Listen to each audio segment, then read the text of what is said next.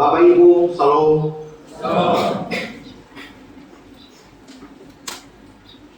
Apa yang saya dan Bapak Ibu kehendaki dalam pendidikan anak-anak kita?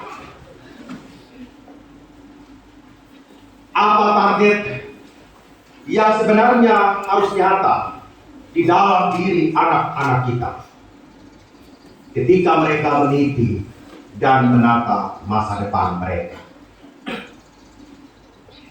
Takut akan Tuhan adalah permulaan pengetahuan, tetapi orang bodoh menghina hikmat dan didikan. Di tempat yang pertama, seluruh kehidupan dari pendidikan yang kita maksud harus mencapai pada satu titik, yaitu takut akan Tuhan. Penghormatan kepada Allah sebagai pencipta merupakan tujuan dan target utama dalam pendidikan anak-anak kita. Pendidikan bukan saja ketika mereka ada di sekolah dalam pendidikan formal. Pendidikan itu hadir di dalam hidup keluarga, di dalam persekutuan gereja, bahkan di dalam kehidupan masyarakat.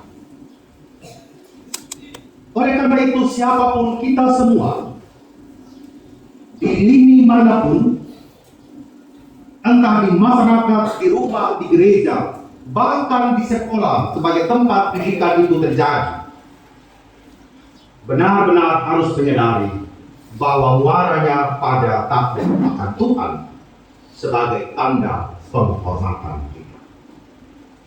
Oleh karena itu, dalam tema takut akan Tuhan sebagai permulaan pengetahuan ini menegaskan kepada kita sebagai berikut. 1. Pendidikan atau takut akan Tuhan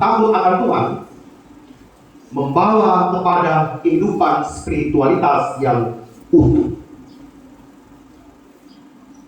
Spiritualitas adalah pengalaman pribadi yang dalam subjektif, artinya ada di dalam hati dan batin kita, yang melibatkan pencarian makna, yang melibatkan pencarian tujuan dan hubungan dengan sesuatu yang lebih besar dari diri sendiri. Perjalanan kehidupan manusia dari generasi ke generasi semenjak dunia ini ada dalam segala bangsa dan suku menghantarkan kita pada sebuah pencarian kehidupan spiritualitas. Apa makna dari hidup ini dan kemana saya harus berjalan untuk menjadikan itu sebagai tujuan?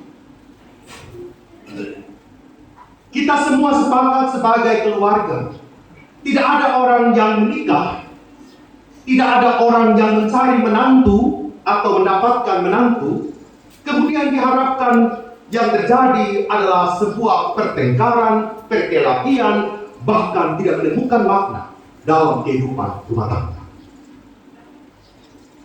Seolah-olah rumah tangga yang dibangun itu penuh dengan persengketaan dan tidak mampu untuk mencari makna. Untuk apa kita berkeluarga?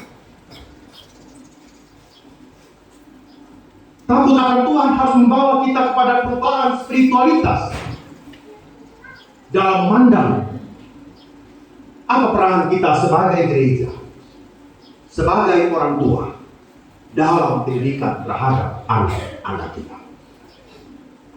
Apakah anak-anak kita menemukan Tuhan di dalam kehidupan pendidikan mereka? Ataukah mereka justru menemukan kuasa-kuasa jahat yang menjadi spirit dari anak-anak?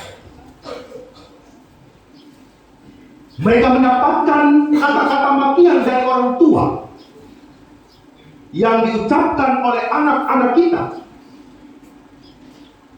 Mereka mendapatkan pengalaman sebagai anak-anak yang malas dalam belajar, karena orang tua juga malas dalam menunjukkan teladan. Mereka menemukan sosok-sosok orang dewasa dalam guru mereka, dalam orang tua mereka, bahkan mungkin dalam diri para pelayan. Bahwa ternyata para pelayan pun tidak menunjukkan dalam spiritualitas bagi anak-anak yang ada di hadapan mereka. Pertanyaan refleksi untuk saya dan Papa Mama semua. Ketika kita mengamati dan menikmati fragmen pagi hari ini, pada akhirnya kita tidak sedang berbicara tentang kesuksesan atau kegagalan. Fragmen ini berbicara tentang respon kita terhadap kegagalan dan pencapaian kita.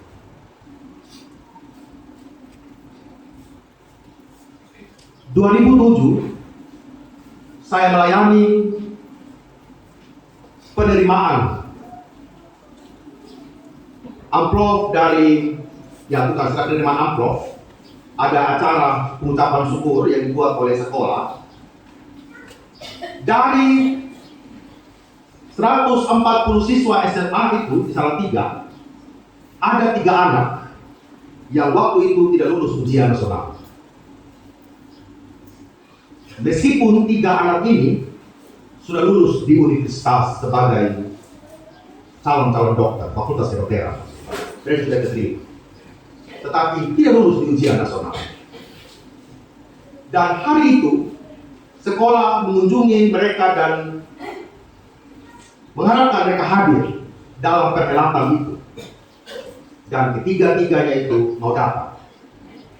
Satu anak dari Kupang, sudah jadi dokter juga. 2 anak Salatiga dan sudah jadi dokter juga hari ini. Mereka harus menghadapi kegagalan itu dan saya sampaikan dalam khotbah itu, bahwa sebenarnya dalam kegagalan ada juga pencapaian dari mereka. Pencapaian bagaimana mereka harus merespon kegagalan itu. Bahwa kegagalan bukanlah akhir dari segala perjalanan kehidupan beriman kita. Menjadi gagal ketika kita tidak menemukan makna dalam kegagalan itu.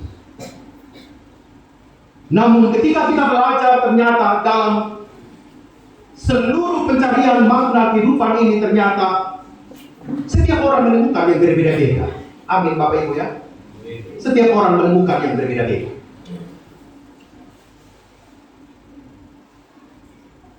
Seusia saya, Pendeta Pali almarhumah itu adik angkatan saya 3 tingkat.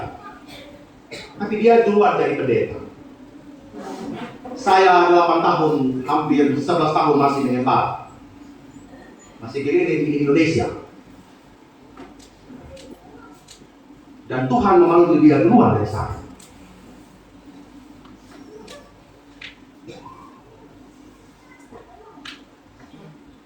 Secara logika, karena saya yang jadi duluan, pendeta duluan, karena saya tak angkatannya.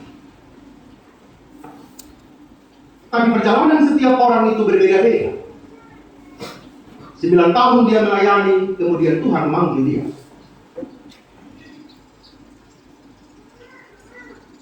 Enam tahun dalam perjalanan pelayanan saya, Tuhan membawa saya ke sinode.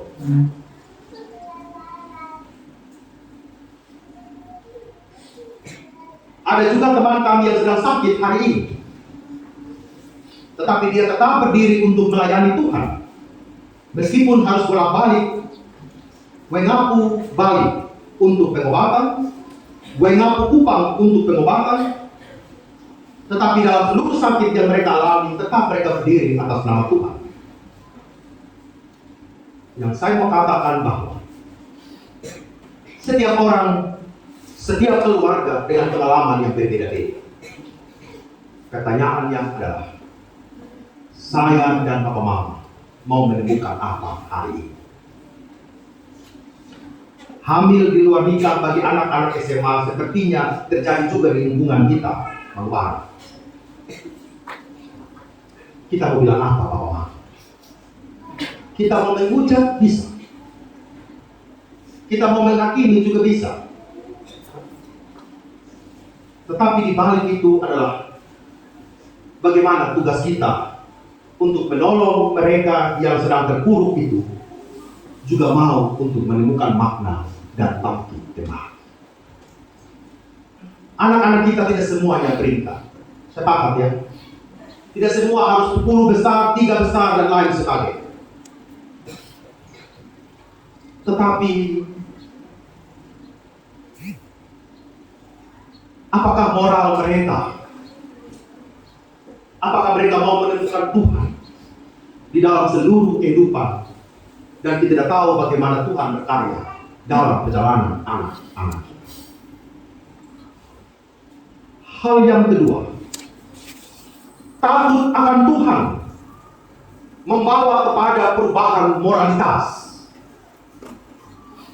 Moralitas sebagai sistem nilai dan prinsip yang membedakan perilaku yang baik dan buruk, benar dan salah.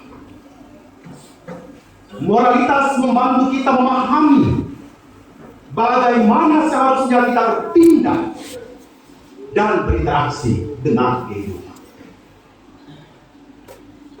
Adik-adik yang ada hari ini, baik kebaktian pagi dan sore nanti, Bapak Ibu orang tua yang hadir hari ini, dalam takut akan Tuhan seperti yang dikatakan oleh Amsal, apakah anak-anak kita sudah tahu membedakan manakah yang baik dan yang buruk?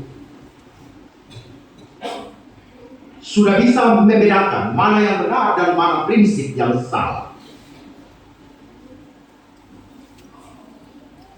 Kreativitas mereka sebagai anak sekolah, tuntunan kita sebagai orang tua menuntun dan membimbing mereka adalah sejumlah perangkat yang perlu kita persiapkan.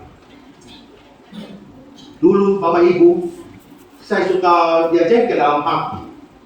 Jam 5 pagi kita semua harus bangun dan berdoa. Saya bilang, kenapa sih jam 6 saja begitu sama-sama rumah? Harus banget gitu ya jam 5. Kita bangun habis doa, tumbuk makanan babi. Jadi babi juga kita bangun doa juga. Wah, gitu kan ya. Itu kalau sudah pagi kita tumbuk sama makanan babi, buk bak begitu ya. Belum lagi masak nasi dan lain sebagainya. Siram sayur pagi sore ya. Kalau saya punya mama sudah bertita itu di bawah tingkat dia pendeta gitu ya. Dia bertita, tidak boleh dibantah. Ya. Jadi tumbuk makanan babi, kasih makanan kambing, sapi, segala macam dari di rumah. Rumah sudah seperti bahtera rumah mau. Gitu kan ya. Ada semua dipelihara. Generasi seperti apa yang Bapak Mama ingin ciptakan? Mereka punya moralitas tidak. Kadang-kadang orang suka orang bapak yang kecil, dia sudah bisa mati sama anak. Dia sudah bisa tipu saya punya anak ini. Dia sudah kenal uang saya punya anak ini. Nah, kita bangga. Tapi dia tidak tahu makna di balik uang itu apa. Kita kasih dia HP, kita pikir dia anak hebat, bisa utak-atik HP. Tetapi kita tidak pernah memikirkan tingkat ketergantungan dia terhadap HP. Dia lapar, dia menangis, kasih pegang HP. Kita pikir selesai dengan masalah itu. Padahal itu membunuh karakternya secara gelap-gelap. Kita tidak mampu untuk menjelaskan kepada anak-anak. Ketika mereka mengatakan saya tidak mau makan, saya cukup makan mie saja tiap hari, pagi, siang, malam. Saya tidak mau makan sayur dan kita iakan. Saya tidak mau makan tempe dan tahu, kita iakan. Orang hanya makan ale-ale dan semua minum segala macam hal-hal yang tidak guna-guna itu. Kita katakan tidak apa-apa Pak Pendeta sekali-kali. Tapi sekali-kali ini pagi satu kali, siang satu kali, malam satu kali. Tapi kita anggap itu sesuatu yang wajar, Bapak Mama. Kita sedang memupuk moralitas yang tidak baik kepada mereka. Bahwa mereka mengatakan semua oke. Tidak ada larangan dari orang tua saya. Tidak ada yang benar dan salah. Semuanya benar apa ada. Suatu ketiga Bapak Mama. Saya punya adik Bapak Kristi ini. Mau pergi, dia SMA di Kupang. Datang libur ya. Pulang, dia pakai celana pendek, sedang jepit, dan pakai piring kan. Bawa beras waktu itu kan ya. Tapi Bapak bilang begini, pakai sepatu. pakai celana kain, pakai hem. Terus bapak bisa balik bilang, kita menerima salah sih bapak bayar gitu kan. Dari rumah dia pakai bapak. Sampai di jalan, dia kedua sudah berhenti dia bilang, sama lagi sama dia bilang. Dia ganti baju, pakai celana pendek, semua yang isi di tas. Kadang-kadang jadi itulah perbedaan. Saking anaknya mau rapi, naik kapal feri pun pakai hem. Ya, di saat orang lain pakai kaos pun kan tidak masalah bapak ya. Di sana dengan babi, ayam, kambing dan lain-lain. Gitu ya. Jadi memang naik pesawat. Potongan rambut saya ini bapak mama ini dari TK bapak mama. Begini saya model ya. Dulu kita bekas kayak tinting di depan sini toh. Nah, pakai bricks zaman dulu kala gitu kan ya. Nah, kayak buat kayak tinting gitu kan, kayak naik begini. Itu bapak bisa tampar sama kita. Tidak ada cerita, rambut begini sampai hari ini. Begini sudah model. Pernah semester 7 saya kasih merah sama rambut ya, gitu kan ya. Pulang praktek dari kuliah tinggal skripsi, kasih merah kayak orang bule waktu itu salah 3 gitu ya. Ya itu hanya 3 bulan saja. Untuk dari video call. Kalau video call zaman dulu kerjaan kita pasti.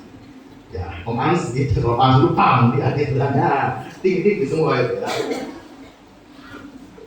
Tapi bersyukur Bapak Ibu yang saya mau bilang, punya orang tua yang masih membimbing kita. Sepakat adik-adik ya. Bersyukur masih ada orang tua yang mau menunjukkan jalan yang baik, meskipun itu rasanya harus berat. Disiplin rohani jam 5 pagi, hari Minggu jam 7 malam duduk, setiap orang dievaluasi dia punya perilaku dari hari Senin sampai hari Sabtu. Saya paling banyak sudah Bapak. Terlalu apa? Terlalu karege. Ya. Hilang pergi di sungai ya. Alasan mau pergi kasih mandi kerbau. Kasih mandi kerbau 10 menit naik pohon kong Bapak. Begitu ya. Jadi dulu Bapak Matius itu yang akhirnya Bapak bantu begitu ya.